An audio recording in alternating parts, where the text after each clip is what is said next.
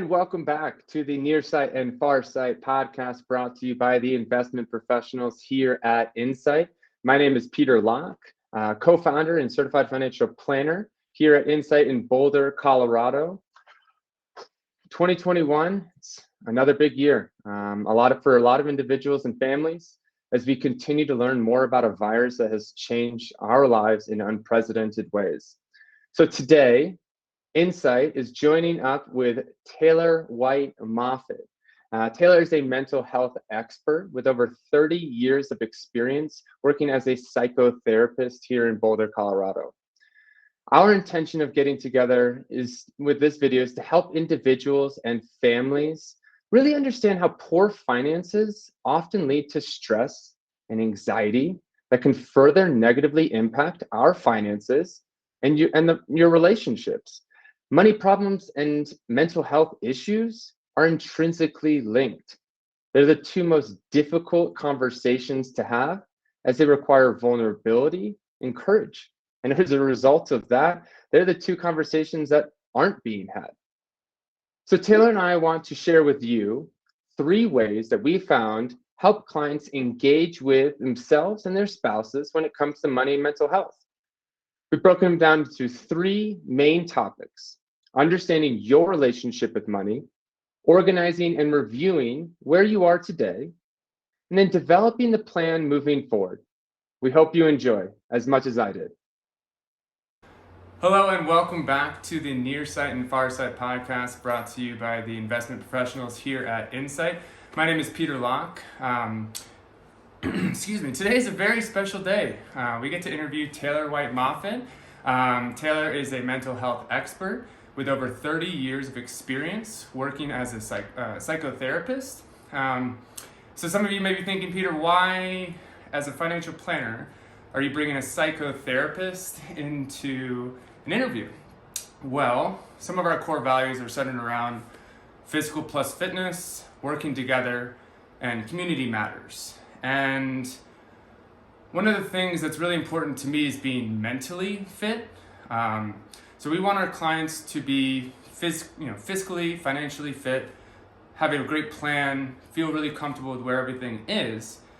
But in order to enjoy that money, you have to be physically fit. And part of being physically fit is being mentally fit. And in my view, it's important to center or to have partners around you to help get you there. And so we brought on Taylor, who's been that person for me and our household, who's empowered thousands of individuals and has made such a huge impact on my life to help me kind of understand my relationship with money and the effects that it has on day-to-day actions and what I think about the future. So for me, being mentally fit is taking the time and doing some of the hard and uncomfortable work to learn how to unlock the best version of myself when it comes to my money. What does being mentally fit mean to you? First of all, I love that. It's awesome. And I think unlock is just such a great way to think about it, because I think sometimes people think about mental health and they think, I'm broken, I have a problem, right? Or like they might come to you and be like, oh my God, I have no money, I haven't saved, I'm broken, I have a problem. And the unlocking is the trust and faith we have that in all of us, the information we need, the answers we need, the understanding we need lives within us. And that you and I as professionals get to help be what I call sort of this house of mirrors of just reflecting different ways to think and different approaches to try on so that they can find they already had what they were looking for to move forward. That's awesome. I've learned a lot about myself when it comes to money and my relationship with money. And one of the ways we like to tackle this is first by thinking about our relationship with money when we first started kind of experiencing money in general. I think about my own family and how that affected how I think about money, whether it was positive or negative at certain times, whether it was something that brought insecurity or anger to our family, or whether it brought optimism and joy, whether or not our family was kind of thinking about money in regards to happiness, or was it more about community and kind of relationships. And so I encourage all of you to think about kind of your relationship when your first maybe memories of money, and how that kind of dictates how you transact with money today. I think for a lot of us, including myself, your relationship dating back to as a child will dictate, or has dictated, a lot of your kind of actions today. And by understanding where you're coming from, that's being part of mentally fit, is understanding where you've been so you can make changes moving forward. What do you think? I totally agree, and I love that, because so often how we're behaving, how we're acting, and our belief systems, we're not even aware that they're not ours, right? We adopted them from our family, our community, the culture we grew up in. So becoming aware and then having choice, right? To recognize, like, I can choose to do it differently. I think of a good example mentally and financially that yoke together is scarcity.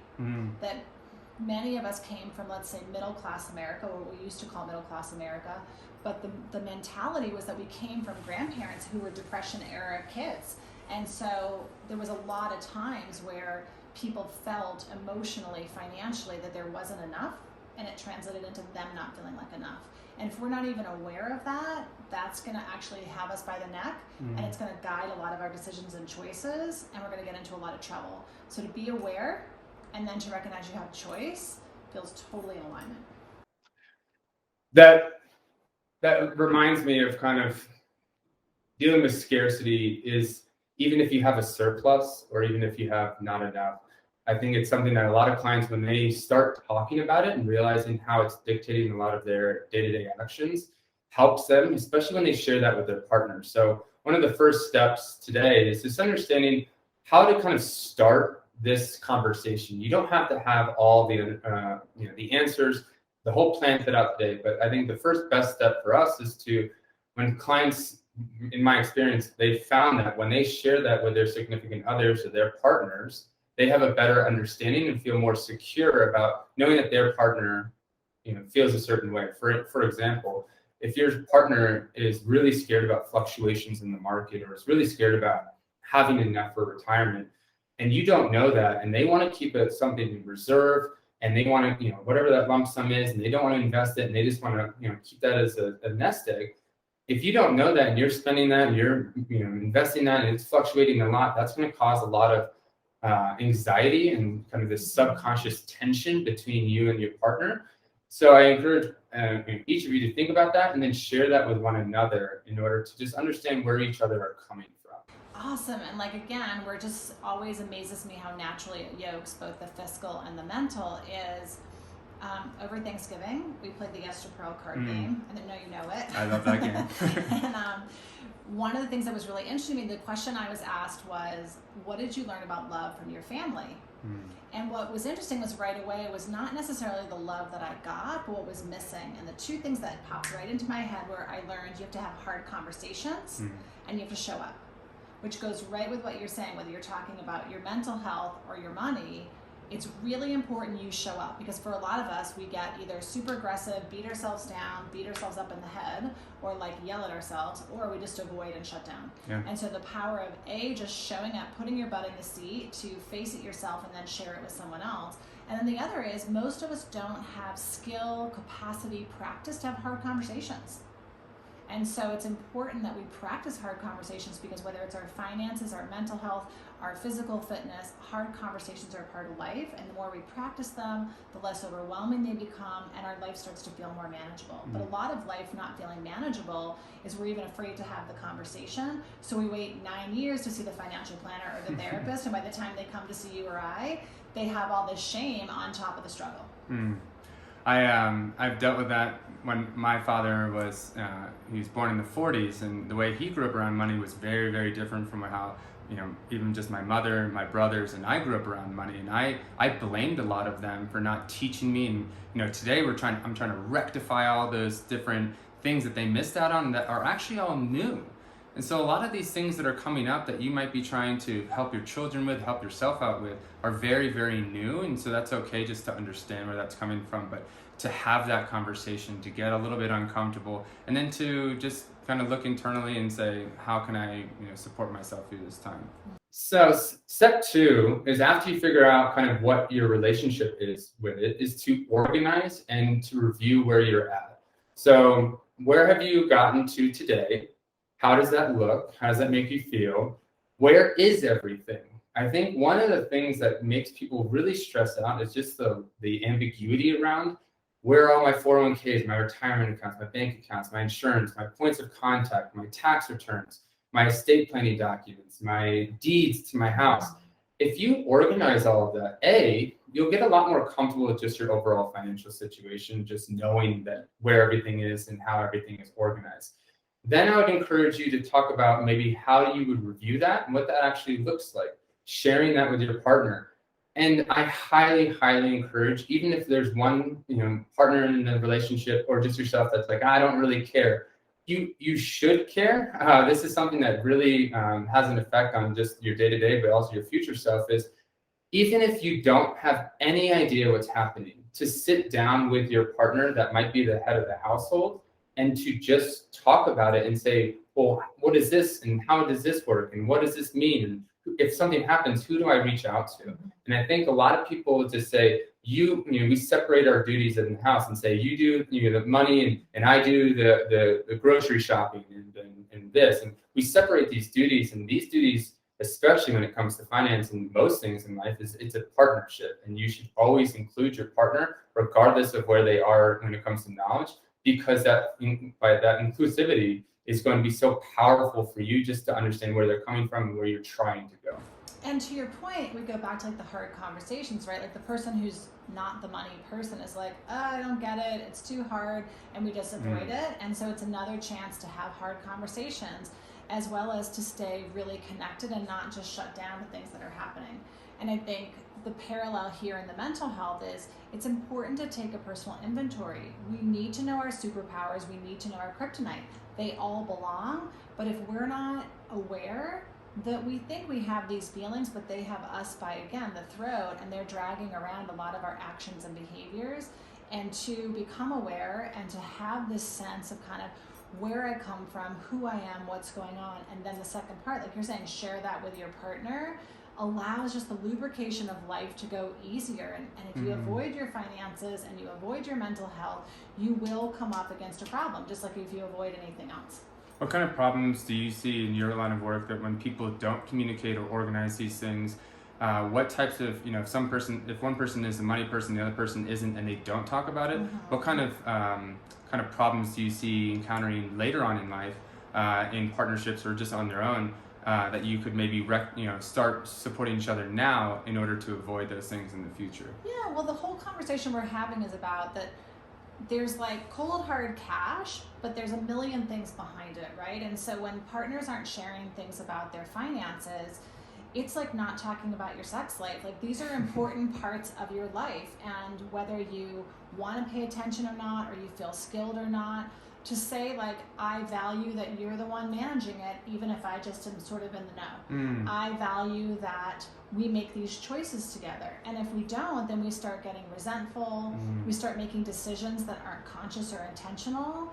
We start feeling sometimes like there's a division of like, I often hear, interestingly, someone's like, well, I had to tell he or she that they couldn't spend that money on that. And I'm like, ooh, what a like parental role that nobody I'm imagining wants on either side of that. Acting like a parent.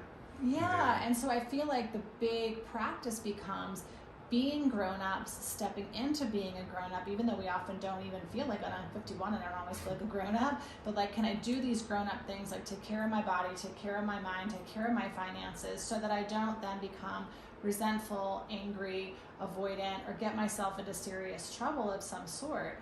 And I think one of the things I think about a client who got some financial support, and not only did they realize they were better off than they thought, they realized I had money I could have been giving away for a couple of years, and that was like devastating to them. And so there's these misses that happen in relationship with ourself, our money, our partner, and when we show up fully, we get to have the full experience, whatever that is.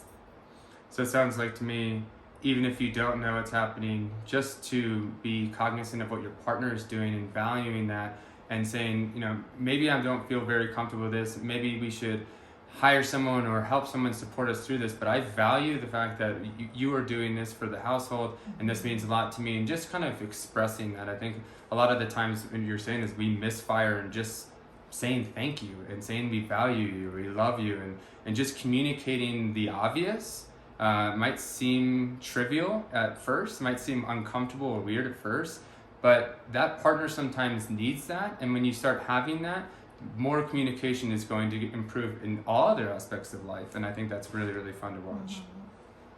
The last thing I want to share with you, or to have you think about, is once you organize everything, once you understand your relationship with money, what is the plan moving forward?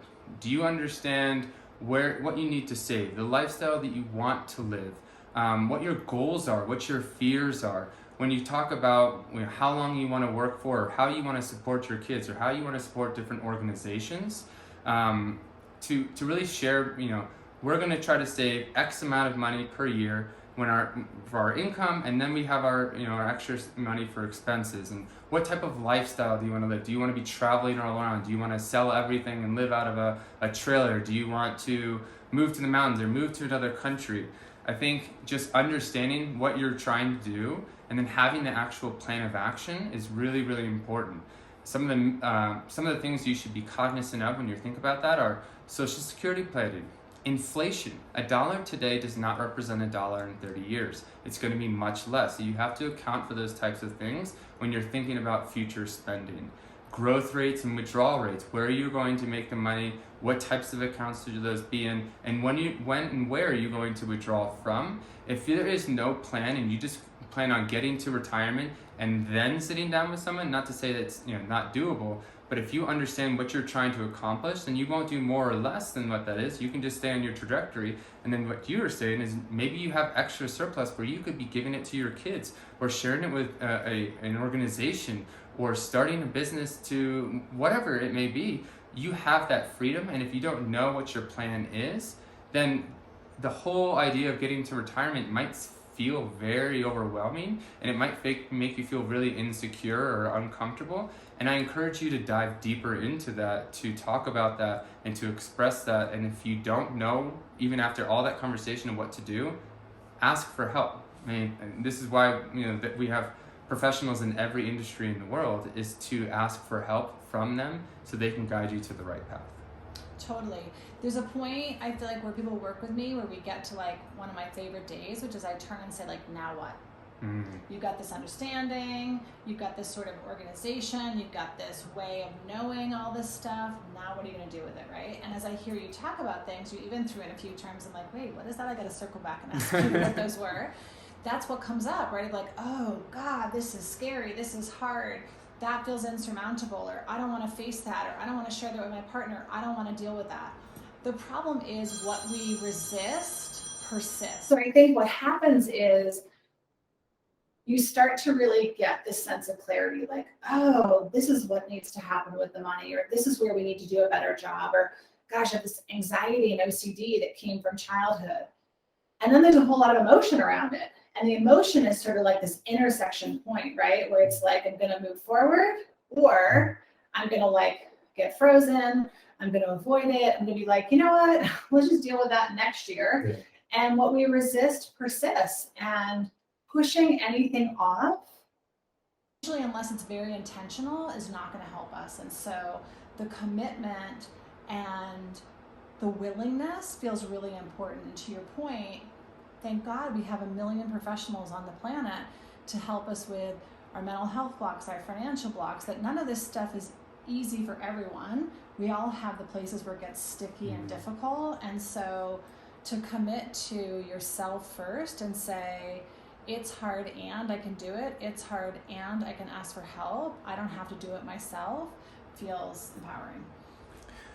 What we resist persists. That couldn't be more in line with what we try to help clients with. Is finances is one of the easiest things to say next year.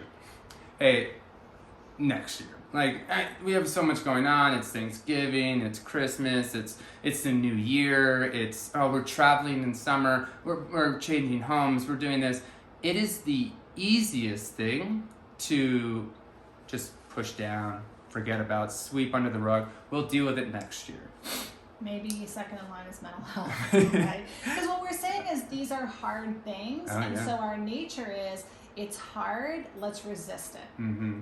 Because we're created or built to just go towards happiness, to make ourselves feel good, to not go towards uncomfortable and pain. That's not how we're built as humans. We just want to have what's good.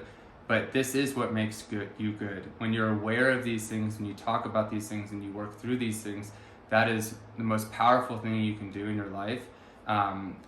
You know what is right in your gut. I think most people, when I work with them, they know what they need to do, but it's taking that first step. And I think before you even have to hire someone, just try to do these first 3 things. Talk the relationship you have with money. Organize and review where you currently are. Get everything organized. Talk to your partner all about all your points of contact, everything, where everything is. And then talk about what your plan is moving forward. I have a couple questions for those people that are listening is, when you think about these things, does money make you feel confident or insecure? Do you have a history of making bad financial decisions or pushing it away, or good decisions? Why? Think more about that. Are you hesitant when it comes to taking action in regards to issues surrounding money? And then are you impulsive or are you disciplined?